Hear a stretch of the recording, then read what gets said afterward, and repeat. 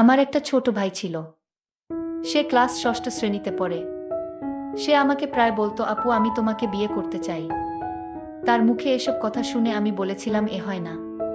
তারপর একদিন রাতে হোটেলে নিয়ে যা করেছিলাম তা যদি জানতে চান তাহলে গল্পটি মনোযোগ দিয়ে শুনুন। আমার নাম সুমাইয়া। বাবা মায়ের আদুরে একমাত্র মেয়ে আমি। আমার পরিবারে 2 ভাই 1 বোন। আমার বড় ভাইয়ের নাম আবুল আর ছোট ভাইয়ের নাম শিমুল। আমি কলেজে সেকেন্ড ইয়ারে পড়ি। আমার বয়স 20 বছর। আমার লাইফ আর 10টা মেয়ের মতো স্বাভাবিক না। অনেকেই বাজে মন্তব্য করতে পারেন। কিভাবে বিচার করবেন সেটা আপনাদের ইচ্ছা। আমি কলেজের ফার্স্ট ইয়ারে পড়ি। আমার ছোট ভাই শিমুল মাত্র ক্লাস ষষ্ঠ শ্রেণীতে পড়ে। শিমুলকে আমি ছোটবেলা থেকে অনেক স্নেহ করতাম। শিমুলকে আমি বোকা ভাবতাম, কারণ ও সব সময় বোকা হয়ে থাকত। আমরা 2 জন একই রুমে থাকি। শিমুল ভূতের গল্প পছন্দ করে। শিমুল যখন ছোট ছিল তখন আমি ওকে ভূতের গল্প পড়ে শোনাতাম। শিমুল ভূত এবং ভূতের গল্প ভয় পায়। শিমুলকে যখন ভূতের গল্প শোনাতাম তখন গল্প শুনে ভীষণ ভয় পেত, কিন্তু তারপরেও গল্পগুলো শুনত। কলেজে ওঠার পর আমার মনটা সবসময় অস্থির হয়ে থাকত। কলেজের ছেলেগুলো সবসময় আমার পেছনে লেগে থাকত। আমি কাউকে পাত্তা দিতাম না, কারণ আগে মনে করতাম আমার পরিবারের সবাই খুব সম্মানিত। আমার উচিত আমার পরিবারের সম্মানটা ধরে রাখা। একদিন শিমুল কোনো এক ভূতের ছবি দেখে মোবাইলে। মুভি দেখে ও ভীষণ ভয় পায়। এতটা ভয় পায় যে নিজের বিছানায় একা ঘুমাতে ভয় পাচ্ছিল। শিমুল আমার কাছে এসে রিকোয়েস্ট করে যাতে আমি ওর সাথে গিয়ে ঘুমাই। আমি প্রথমে ওকে নিয়ে খুব হাসাহাসি করি, কিন্তু আমি দেখি ও সত্যিই ভয় পেয়েছে। কিছুতেই একা ঘুমাতে যাবে না। কিছু উপায় না পেয়ে আমি ওর সাথে শুতে গেলাম। আমার উদ্দেশ্য ছিল এই যে শিমুল ঘুমিয়ে পড়লে আমি নিজের বিছানায় ফিরে আসব। অনেকক্ষণ হয়ে গেলে আমি ভাবলাম শিমুল ঘুমিয়ে পড়েছে। নিঃশব্দে ওর বিছানায় ছেড়ে নিজের বিছানায় চলে এলাম। কিছুক্ষণ পর শিমুল ঘুম থেকে উঠে বসে। আমি দৌড়ে নিজের বিছানায় ছেড়ে ওর কাছে গেলাম। ও ভয়ে চিৎকার করছে। আমি শিমুলকে বললাম, কি হয়েছে তোর? শিমুল বলল, আপু তুমি আমাকে রেখে অন্য রুমে চলে গেলে কেন?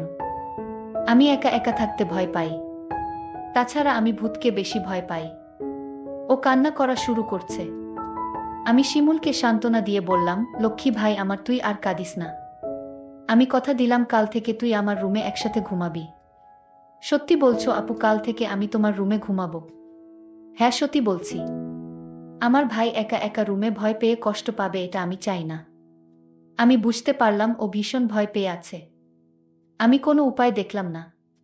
শিমুলের পাশে শুয়ে পড়লাম। শিমুল কিছুক্ষণ পরে ও চিৎকার মেরে উঠল। আমি বললাম, কি হয়েছে শিমুল? শিমুল বলল, আপু আমি ভূতের স্বপ্ন দেখেছি। শিমুল তখন ভয় পেয়ে গেল। আমি বললাম, আমি তো তোর পাশে আছি। শিমুলকে আমি যতখানি বোকা ভেবেছিলাম আসলে সে ততখানি বোকা না। এখন থেকে প্রতি রাতে শিমুল আমার রুমে ঘুমায়। একদিন রাতে শিমুল আমাকে এমন একটা কথা বলল যা শোনার পর আমার দম বন্ধ হয়ে আসছিল। ও আমাকে বলল, আপু তুমি অনেক সুন্দর। আপু আমি তোমাকে বিয়ে করতে চাই। আমি বললাম, বোকা তুই এসব কি বলছিস? আমরা বিয়ে করতে পারবো না। কেন আমরা বিয়ে করতে পারবো না? আমি বললাম, কারণ আমরা ভাই বোন। শিমুল জিজ্ঞাসা করল, ভাই বোন হলে কেন বিয়ে করতে পারবে না? আমি বললাম, যাদের মাঝে রক্তের সম্পর্ক আছে তারা একে অপরকে বিয়ে করতে পারে না। ধর্মে নিষেধ আছে, না মানলে পাপ হয়। শিমুল বলল, নবী আদমের যুগে তো তারা বিয়ে করেছিল। শিমুলের কথা শুনে চমকে উঠি। শিমুলকে জিজ্ঞাসা করি, কে ওকে বলেছে এসব? শিমুল বলল, ওকে কেউ বলেনি, ও নিজে অন্য একজনের কাছ থেকে জেনেছে। শিমুল আমায় বলল, আপু যদি বিয়ে করতে না পারো তাহলে আমি তোমার কাছে একটা কিছু চাইব। আমি বলেছিলাম, কি চাইবি বল, আমার কাছে থাকলে অবশ্যই তোকে দিব। শিমুল বলল, আপু আছে তোমার কাছে, তুমি প্রমিস করো দিবে। আর যদি তোমার কাছে না থাকে তাহলে আমার কোনো আপত্তি নাই। আপু আরও একটি কথা বলতে চাই তোমায়, তুমি কি জানো আবুল ভাই প্রতিদিন রাতে মায়ের ঘরে যায় এবং কি করে তা কি তুমি জানো? আমি শিমুলের প্রতিটা কথা শুনে আমার বিরক্ত বোধ লাগছে। আমি শিমুলকে বললাম, আবুল প্রতিদিন রাতে মায়ের ঘরে গিয়ে কি করে বলতো? তখন ও যা বলল, আপু বাবা মায়ের সাথে যা করে দাদাও তা করে। আমি বললাম, তুই কিভাবে দেখলি? আমি আপুকে বললাম, তোমার বিশ্বাস হচ্ছে না। আমি ওর কথা বিশ্বাস করতে পারছি না, কারণ ও ছোট। আমার সাথে কখনো মিথ্যা বলেনি, কিন্তু নিজের চোখে না দেখলে বিশ্বাস করা যাচ্ছে না। আজ বাবা বাড়ি নেই। শিমুলকে বললাম, আজ বাবা বাড়ি নেই, আজও আবুল দাদা মায়ের ঘরে গিয়েছে কিনা। শিমুল বলল, ও আবুল দাদাকে মার ঘরে ঢুকতে দেখেছে। আমি সিদ্ধান্ত নিলাম আবুল মায়ের ঘরে গিয়ে কি করে তার রহস্য জানতে হবে। আবুলকে নিয়ে মায়ের ঘরের সামনে গেলাম। মায়ের ঘরের দরজা ভেতর থেকে লক করা। আমি কি জানালার দিয়ে চোখ রাখলাম। এ দৃশ্য দেখার পর শিমুলের কথা শতভাগ বিশ্বাস করলাম। শিমুল আমাকে বলল, মা আর দাদা এই ঘরে কি করে? আপু আপু তখন রাগান্বিত হয়ে বলল, কি করে সেটা আমার মুখ দিয়ে বলতে হবে নাকি? তুই দেখিসনি? তুই কি অন্ধ নাকি? আমি আপুকে বললাম, আপু তুমি আমার সাথে রাগ করছো কেন? আমি আবার কি করলাম আপু? কাল বাবা আসলে আমি বাবাকে বলে দিব মা আর দাদার কথা। বাবা জানলে বাবার মনে অনেক কষ্ট হবে। আমাদের সুন্দর পরিবারটা নষ্ট হয়ে যাবে। আমাকে এই পরিবার বাঁচাতে হবে। আমি শিমুলকে ঘরে নিয়ে আসলাম। শিমুলকে বললাম, আমাদের পরিবার একটা সম্মানিত পরিবার। আমাদের ঘরের কথা বাহিরের মানুষ জানলে আমাদের সম্মান নষ্ট হয়ে যাবে।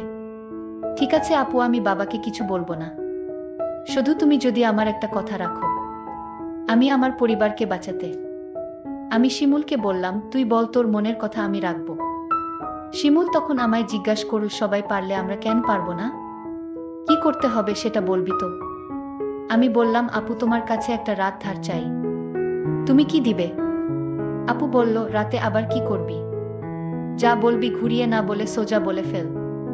আমার ছোট ভাই তখন বলল, আপু দাদা আর মা যা করে আমরা তাই করব। শিমুল, তোর কি মাথা ঠিক আছে?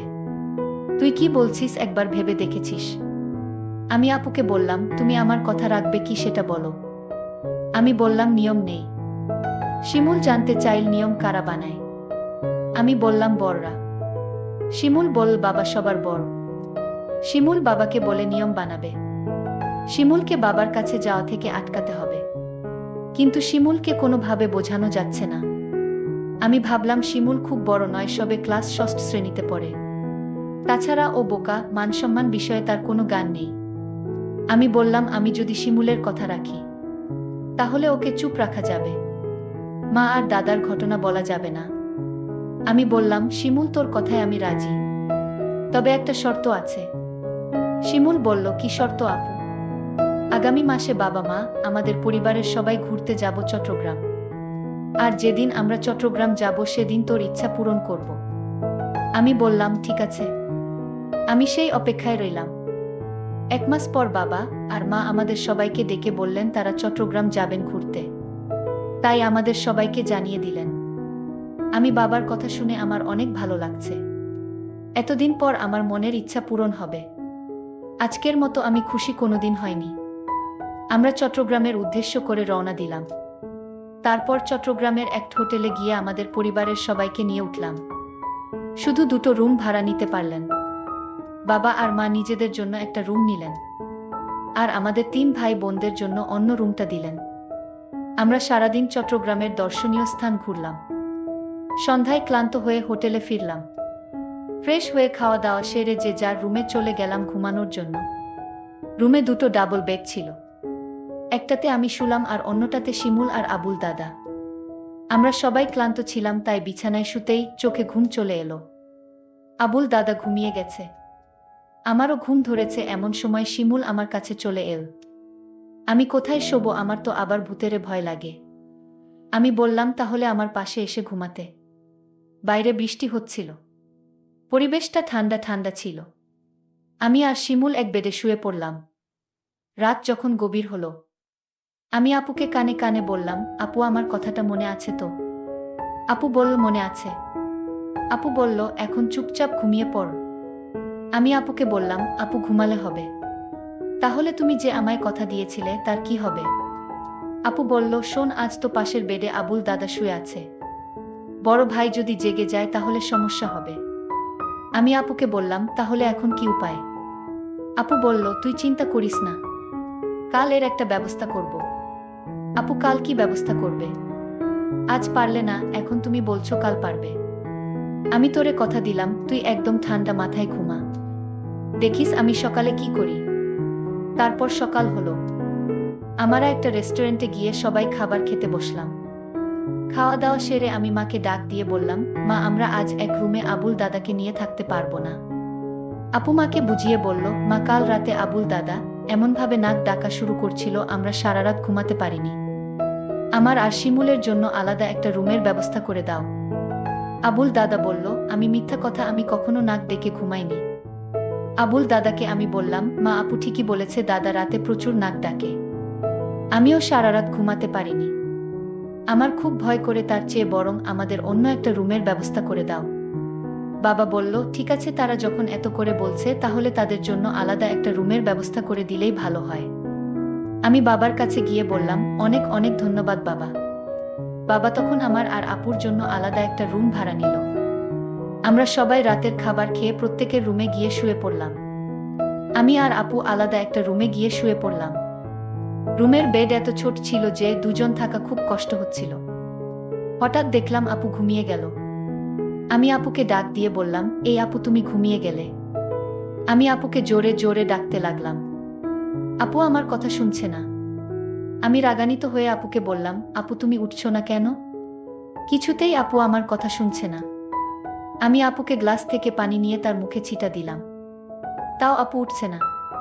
আমি আপুকে বললাম, এই আপু আমি কিন্তু এখনই বাবাকে দাদার ঘটনা সব বলে দিব। তুমি যদি না উঠো। তাও দেখছি আপু উঠেনি। আমি ভয় পেয়ে গেলাম। আপু ঘুম থেকে কিছুতেই জাগাতে পারছি না। আমি আর কোনো উপায় না পেয়ে বাবাকে ডাক দিয়ে বললাম, বাবা আপুকে এই যে ডাকছি, আপু তো ঘুম থেকে উঠছে না। বাবা বলল, রাত অনেক হয়েছে, তোর আপু মনে হয় গভীরভাবে ঘুমিয়ে গেছে। যা তুই শুয়ে পড়। সকাল হলে ডাকতে হবে না, এমনিতেই উঠে যাবে। আমি বাবাকে বললাম, বাবা তুমি বিষয়টা বুঝতে পারছো না। আমি আপুকে পানি ছিটা দিলাম, তাও তো উঠছে না। মা তখন আমায় বলল, তুই কি বলছিস? মা তখন আমার সাথে আপুর রুমে আসলো। মা আপুকে ডাক দিল। কোনো সাড়া নেই। মা তখন চিৎকার করে উঠল। মা কান্না করা শুরু করে দিল। আমার মেয়ে আর বেঁচে নাই। ঘুমের ঘরে মরে গেছে। আমার কি সর্বনাশ হয়েছে। সবাই রুমে আসলো আর চিৎকার করে কান্না করতে লাগলো। কিন্তু আমার মনে সন্দেহ হচ্ছিল না। না, আপু এভাবে মরতে পারে না। আমি এসব ভাবতে ভাবতে আপুর বিছানায় একটা চিঠি লক্ষ্য করলাম। চিঠিটা আমি খুলে পড়তে শুরু করলাম। চিঠিতে লেখা ছিল, শিমুল ভাই আমার, তুই আমাকে ক্ষমা করে দিস। আমি তোর কথা রাখতে পারিনি। কারণ দাদার ঘটনা দেখার পর থেকেই আমার মন থেকে বাঁচার ইচ্ছা চলে গেছে। সেদিনেই আমি সিদ্ধান্ত নেই, এই পরিবারে আমি বেঁচে থাকতে পারবো না। কারণ যেই পরিবারের সম্মান থাকে না, মায়ের কার্যকলাপ আমার কাছে ভালো লাগে না। আর তোকে আমি মিথ্যা আশা দিয়েছিলাম। কারণ আমি চেয়েছিলাম দাদা আর মায়ের বিষয়টা কেউ না জানুক। কিন্তু তুই বারবার আমায় বলছিলে, তোর কথা যদি আমি না রাখি তাহলে দাদা আর মায়ের কথা তুই বাবার কাছে বলে দিবি। আর আমি কোনো পাপ করতে চাইনি। তার চেয়ে বরং আমি উপারে চলে যাই। তুই যদি সত্যি তোর আপুকে পরকালে ভালো রাখতে চাস তাহলে দাদা আর মায়ের কথা কিছুতেই বাবাকে বলিস না। আমি আপুর চিঠির লেখা পড়ে আমি চিৎকার করে কান্না করছি আর বলছি, আপু তুমি একবার উঠে আসো, আমি আর কোনোদিন তোমাকে কিছু বলবো না। তাও তুমি উঠে আও। কিন্তু মানুষ মরে গেলে কি আর জীবিত হয়? প্রিয় বন্ধুরা, আজকের গল্পটি কেমন লাগলো তা কমেন্ট করে জানাবেন। ধন্যবাদ।